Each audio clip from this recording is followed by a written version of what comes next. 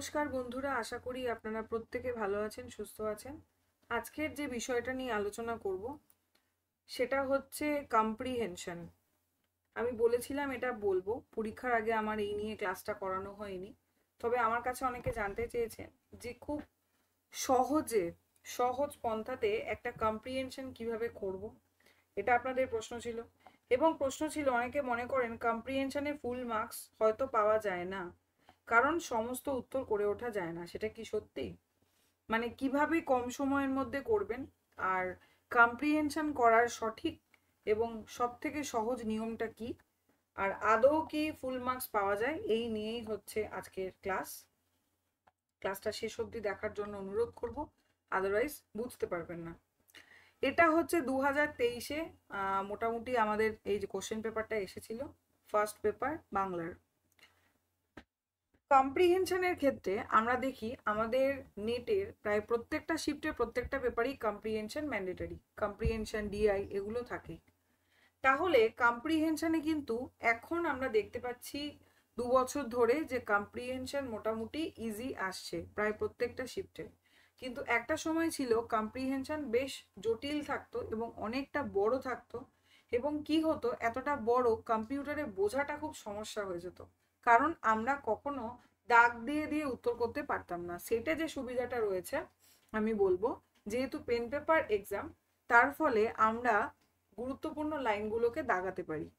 কিন্তু নেটের ক্ষেত্রে কিন্তু আমরা গুরুত্বপূর্ণ লাইনগুলোকে দাগাতে বা মার্ক করতে পারি না।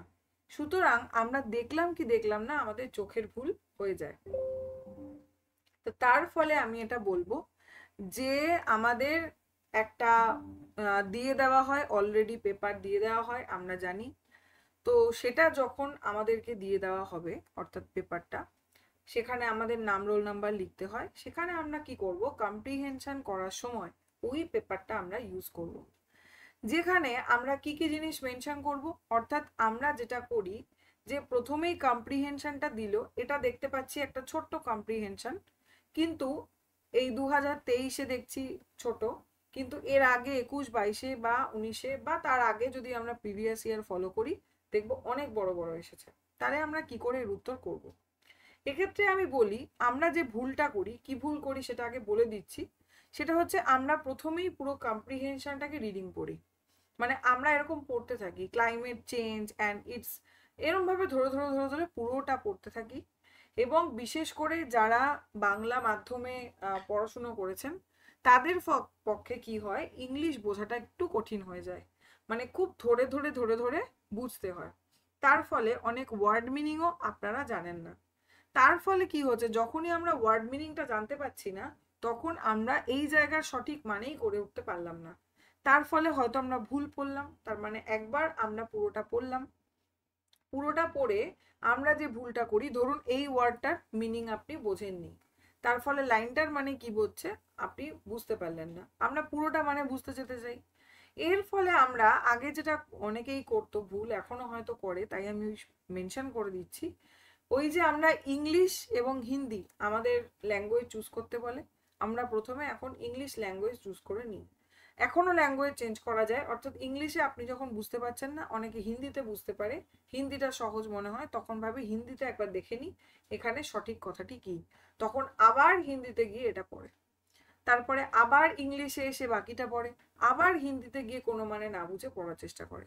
এই হিন্দি ইংলিশ করতে করতে কিন্তু অনেকটা সময় আমাদের হাত থেকে বেরিয়ে যায়, সেটা কম্প্রিহেনশন হোক বা অন্যান্য কোশ্চেন হোক। আমি বলবো যে কোনো একটা যখন চুজ করে ফেলেছেন, ইংলিশ বা হিন্দি, তাতেই আপনারা থাকুন এবং তাতেই বোঝার চেষ্টা করুন। কারণ এরকম ভাবে বারবার করতে করতে কি হবে, আপনারা গুলিয়ে ফেলবেন, ধাঁধা লেগে যাবে, এবং শেষ পর্যন্ত এতটা বিরক্ত লাগবে তখন মনে হবে না করবো। যাদের এক্সপিরিয়েন্স রয়েছে তারা বুঝতে পারছেন যে আমি কি বলতে চাইছি। নেক্সট আমি যেটা বলবো, যে এক্ষেত্রে আপনি প্রথমে কি করলেন, কোশ্চেনগুলোকে দেখবেন। প্রথমে খাতার মধ্যে, ধরুন এটা 48 নম্বর প্রশ্ন, 48 নম্বর প্রশ্ন, এই কোশ্চেনটাকে পুরোপুরি লিখবেন না। কোশ্চেনটাকে আপনি পড়লেন, কোশ্চেনটার মানে বোঝার চেষ্টা করলেন, what should India first and foremost focus on, ঠিক আছে, এর মানেটা বুঝলেন। এবং প্রত্যেকটা প্রশ্নের একটা করে কিওয়ার্ড থাকে, যেমন এখানে কি বলতে চেয়েছে, ইন্ডিয়ার ফার্স্ট এবং ফরমোস্ট ফোকাস, এইটুকু। ইন্ডিয়ার প্রথম এবং ফোরমোস্ট ফোকাসড, ঠিক আছে, এটা আমরা ধরে নিলাম একটা কিওয়ার্ড। তাহলে আপনার কাছে ধরুন এই হচ্ছে আপনার কাছে সাদা পৃষ্ঠা বা খাতাটা রয়েছে, হ্যাঁ, এখানে আপনি ওই নাম্বারটা দিলেন 48 নম্বর, বা আমি এখানে 1 নম্বর দিয়ে বোঝাচ্ছি, দিলেন, দিয়ে এখানে 1 নম্বর প্রশ্ন এখানে কি ছিল, first and foremost focus on, এই লাইনটা আপনারা এখানে লিখলেন, ঠিক আছে। লেখার সাথে সাথে আপনি কি করবেন, এইগুলো একটু দেখে নেবেন, মানে 1 নম্বর অপশানে কি বলছে, ডেভেলপিং কি বলছে, 2 নম্বরে কি বলছে, ইম্পোর্টিং টেকনোলজিস, 3 নম্বরে প্রোভাইড ফুড, এগুলো একটু পড়ে নিলেন। এই করে আবার পরবর্তী প্রশ্নে চলে গেলেন, ঠিক আছে, আমি বলছি কিরকম। পরবর্তী প্রশ্নে চলে গেলেন 49 নম্বর প্রশ্ন। এখানে কি বলছে, which of the following facts related to climate change. তার মানে আমাদের এখানে কিওয়ার্ড কি হয়ে গেল, related to climate change. Keyword মানে একটা এমন একটা শব্দ আপনি তুলে নিলেন যার ফলে আপনি বুঝতে পারবেন, আইডিয়া লাগাতে পারবেন যে প্রশ্নটা কি ছিল। তাহলে এইটুকু আপনি লিখতেই পারেন, 2 নম্বর লিখলেন খাতায়, এই লাইনটাকে আবার লিখে নিলেন। এরপরে পরবর্তী প্রশ্নে চলে গেলেন, প্রশ্নটা ভালো করে পড়লেন, এখানে দেখলেন আপনাকে দিয়েছে হচ্ছে দুটো স্টেটমেন্ট। তাহলে স্টেটমেন্টটা আপনি আগে পড়লেন যে India should take measures to cut down emissions but not to cost of development. আচ্ছা, তার মানে কাট ডাউন এমিশনস এবং কস্ট অফ ডেভেলপমেন্ট নিয়ে এখানে বলা হচ্ছে। এই দুটো কিওয়ার্ড পেলাম, লিখে নিলাম। আবার এখানে কিওয়ার্ড হয়তো পেলেন, India should ban the use of firewood and kerosene and opt for the, মানে অপ্ট ফর ক্লিনার ফুয়েলস। তার মানে ফায়ারউড এবং কেরোসিন দিয়ে কথা হচ্ছে, ঠিক আছে। কেন বলছি আমি এরকম ভাবে লিখে নিলেন, 3 নম্বর লিখলেন, লিখে আমরা 3 নম্বরে এরকম একটা লাইনে লিখলেন এই কিওয়ার্ড পেয়েছি প্রথম স্টেটমেন্টে, দ্বিতীয় স্টেটমেন্টে এই কিওয়ার্ড পেয়েছি। এইভাবে আপনি বাকিটা করলেন, আমি আর দেখাতে যাচ্ছি না, আশা করি আপনারা বুঝতে পেরেছেন। এইভাবে কিওয়ার্ড গুলোকে লিখলেন। এবার আমরা প্রথম প্রশ্নে চলে আসছি।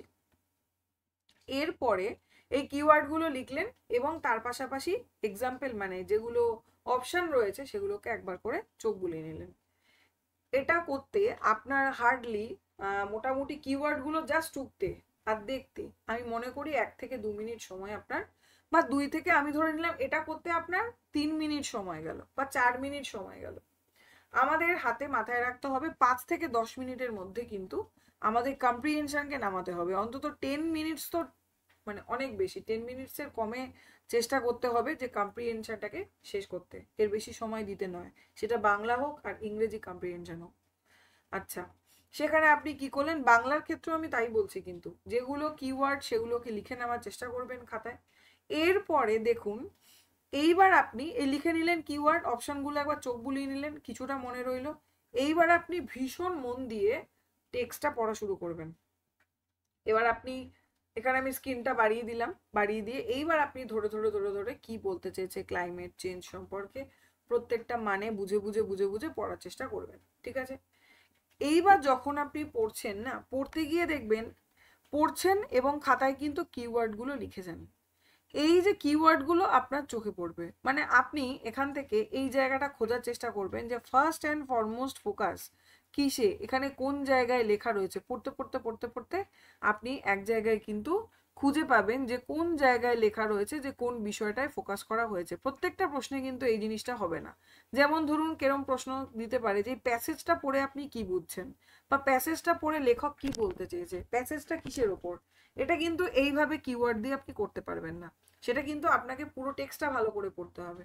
কিন্তু এই কিওয়ার্ডটা লেখা থাকলে এই উত্তরগুলো কিন্তু করে ফেলাটা সম্ভব, ঠিক আছে। এইভাবে আপনি কি করবেন, ধরে ধরে ধরে ধরে দেখতে থাকবেন, দেখবেন আপনার চোখে পড়বে সেই কিওয়ার্ডটা কোনটা, যেটা এই যে দেখুন একটা কিওয়ার্ড আমরা কিন্তু লিখেছিলাম ফায়ারউড অ্যান্ড কেরোসিন, দেখুন এখানে কিন্তু আমরা পেলাম, ঠিক আছে। এই যে মিলিয়নস অফ হাউস হোল্ড, এই জায়গাটা কিন্তু আমরা পেয়েছিলাম একটা প্রশ্নে। তাহলে যখনই আপনি এই কিওয়ার্ডটা চোখে পড়লো যে হ্যাঁ এটা তো আমি দেখেছি, আপনি সাথে সাথে ওই প্রশ্নটায় চলে যাবেন। অর্থাৎ যদি 3 নম্বরের কিওয়ার্ডে থেকে থাকে তাহলে 3 নম্বরের প্রশ্নটায় চলে গেলেন। যেমন দেখুন এখানে আমরা দেখেছিলাম এই যে স্টেটমেন্ট 1 স্টেটমেন্ট 2, এই যে এই প্রশ্নটাতে এই দেখেছিলাম ফায়ারউড অ্যান্ড কেরোসিন, তার মানে এখানে আমরা দেখেছি ফায়ারউড অ্যান্ড কেরোসিন, তাই না। আমরা তাহলে এই 3 নম্বর প্রশ্নটাতে চলে এলাম, ঠিক আছে। তারপরে আরেকটা আমরা খোঁজার চেষ্টা করলাম কাট ডাউন এমিশনস, পড়তে পড়তে আমরা ওটাকে খুঁজে বার করলাম, আমি বোঝানোর চেষ্টা করছি কিন্তু। তাহলে এইভাবে কি হবে, আপনি কিন্তু ইজিলি কি করবেন, কিওয়ার্ড লিখে রাখলে না এখানে কিওয়ার্ড গুলো খুঁজে পাবেন, যেই যেই কিওয়ার্ড লিখেছেন সেই সেই কিওয়ার্ড গুলো কিছু না কিছু খুঁজে পাবেন। তার ফলে আপনি এবার উত্তরটা খোঁজার চেষ্টা করবেন, ইজিলি কিন্তু আপনি উত্তরটা পেয়ে যাবেন যে এটার উত্তর হচ্ছে এটা। হয়ে গেল। এরপরে এমন কিছু প্রশ্ন থাকে যে প্যাসেজের মধ্য দিয়ে লেখক কি বলতে চেয়েছে, আমি দেখছি এরকম প্রশ্ন এখানে দিয়েছে কিনা। আচ্ছা, যেমন থাকে না যে এরকম একটা পুরো প্যাসেজ দেওয়া, বলছে যে আপনি বলুন যে এই প্যাসেজের মধ্য দিয়ে লেখকের বক্তব্যটা কি। দেখছি আমি এরকম প্রশ্ন যদি থাকে, এই যে দিয়ে দিয়েছে, এরকম একটা প্রশ্ন দেবে, the main focus of the passage in on, প্যাসেজের মানে মেইন ফোকাস কি, প্যাসেজে কি ফোকাস করতে চেয়েছে। এই প্রশ্নটার উত্তর করতে গেলে কিন্তু শুধুমাত্র কিওয়ার্ড লিখে রাখলে হবে না, একবার আপনি এই যে পড়লেন পুরোটা একবারই পড়বেন, টেক্সটটা এমনভাবে পড়বেন, একবারই পড়বেন, আর বেশি পড়বেন না। তাহলে কিওয়ার্ড লিখে রাখার ফলে প্রথমে আমরা কি করলাম, প্রথমে আমরা কোশ্চেনের কিওয়ার্ডগুলোকে লিখলাম, ঠিক আছে। কিওয়ার্ডগুলোকে লিখতে লিখতে আমরা এর অপশানগুলোকে একবার পড়ে নিলাম। নেক্সট হচ্ছে আমরা পড়তে পড়তে কিওয়ার্ড খোঁজার চেষ্টা করব, ঠিক আছে। সেটা একদম প্রথম থেকে নয়, চোখ পড়বে আমাদের, যেমন আমরা একটু আগেই পেলাম ফায়ারউড, কেরোসিন, এরকমভাবে বেশ কিছু কিওয়ার্ড আমরা পাবো। যখন আমরা কিওয়ার্ড পাবো তখন আমরা তার আগের লাইনে যাব এবং কোশ্চেনটা আবার পড়বো, তাহলেই কিন্তু আমরা ওটার সঠিক উত্তর পেয়ে যাব। তাহলে এইভাবে মোটামুটি 4টে প্রশ্নের উত্তর আমরা করে ফেলতে পারবো। কিন্তু একটা প্রশ্ন এমন আসবে যেখানে হচ্ছে আপনার কি মনে হয়, বা প্যাসেজের মূল বক্তব্য কি আপনার মতে, বা লেখক কি বলতে চেয়েছেন, এই ধরনের প্রশ্নের উত্তর করতে গেলে এই প্যাসেজটা আমাকে পড়তে হবে। এবং এই প্যাসেজটা আমি কিন্তু একবারই পড়বো, 10 বার নয়, হিন্দি ইংলিশ করে নয়, একবারই পড়বো। যেই ভাষায় আমার সুবিধা সেই ভাষাতে আমি আগে করে নেব, করে নিয়ে আমি একবার টেক্সটটা পড়বো খুব ভালো করে মন দিয়ে খুঁটিয়ে খুঁটিয়ে, এবং আমি এই টেক্সটটা 5 মিনিট ধরে পড়বো। 5টা মিনিট ধরে টেক্সটটা যদি খুব ভালো করে পড়ি তাহলে কিন্তু এর একটা মানে আমি বুঝতে পারবো যে এটা কি বলতে চেয়েছে বা কি বিষয়, ঠিক আছে। যতই ইংলিশে খারাপ হন না কেন, কিছু তো একটা আইডিয়া, কিছু তো ধারণা হবে যে কিসের ওপর ফোকাস করেছে, তাহলে কিন্তু আপনি এখানে উত্তরটা করে আসতে পারবেন। তাহলে এইভাবে যদি আমরা কম্প্রিহেনশন করি তাহলে মোটামুটি 8 থেকে 10 মিনিটের মধ্যে কম্প্রিহেনশন কমপ্লিট হয়ে যাবে। এটা আমি নিজের অভিজ্ঞতা থেকে বলছি, আমি নিজে করেও দেখেছি এবং আমার তাতে অনেক সুফল হয়েছে, তাই আমার মনে হয়েছে আপনাদেরকে এটা বলি, কারণ অনেকেই আমাকে এটা জানিয়েছেন কম্প্রিহেনশন কম্প্রিহেনশন করতেই নাকি 20 মিনিট চলে যাচ্ছে, তাহলে অন্য কিছু করবেন কি করে। আমাদের ভুললে চলবে না, আমাদের 3খানা কম্প্রিহেনশন থাকে, অর্থাৎ বাংলার ক্ষেত্রে 2টো থাকে প্যাসেজে, আবার এখানেও একটা প্যাসেজ থাকে পেপার ওয়ানে। 3টে কম্প্রিহেনশন উদ্ধার করতে যদি আমাদের 20 করে 60 মিনিট চলেই যায়, তাহলে আমরা আর মানে 1 ঘন্টা চলে গেল শুধু কম্প্রিহেনশন করতে, এবং 1 ঘন্টায় আপনি কি নাম্বার পাচ্ছেন, আপনি 15টা প্রশ্নের উত্তর করেছেন, মানে 30 নম্বর পাচ্ছেন 1 ঘন্টায়, এটা কখনোই হতে পারে না। তাহলে আপনাকে কি করতে হবে, 8 থেকে 10 মিনিটের মধ্যে কম্প্রিহেনশন শেষ করতে হবে। কিওয়ার্ড লিখতে বেশিক্ষণ লাগার কথা নয়, দেখছেন আর লিখছেন, 2 মিনিটে কিওয়ার্ড লেখা শেষ হয়ে গেল। এরপরে একবার চোখ বুলিয়ে নিন অপশানগুলো, তাতে আমি মনে করলাম আরও 1 মিনিট লাগলো, তাহলে 3 মিনিটে এই জায়গাটা হয়ে গেল। 5 মিনিট ধরে আপনি টেক্সটটা ভালো করে পড়লেন, যেটা দিয়েছে সেটা পড়ে মানে বুঝলেন, তাহলেই তো উত্তর।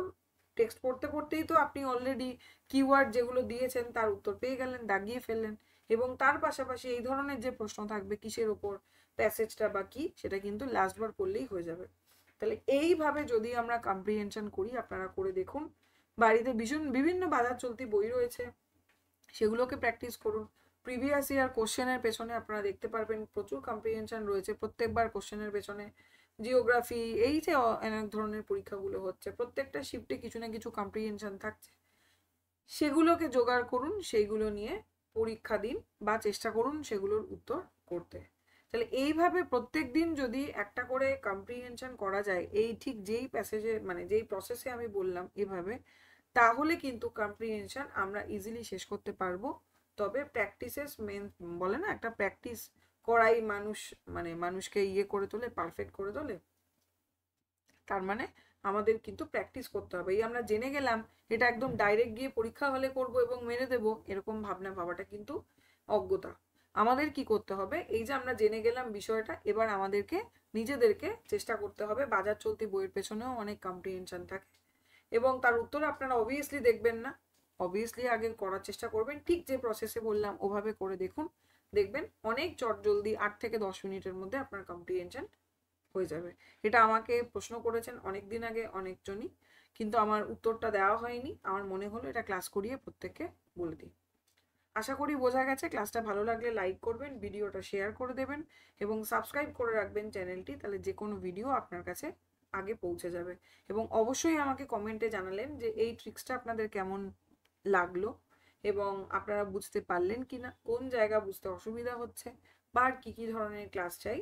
এই ধরনের যে কোনো যাবতীয় বিষয় আমাকে কিন্তু আপনারা কমেন্টে জানাবেন। খুব ভালো করে পড়াশুনো করুন। আজকে এই পর্যন্তই। ধন্যবাদ সকলকে।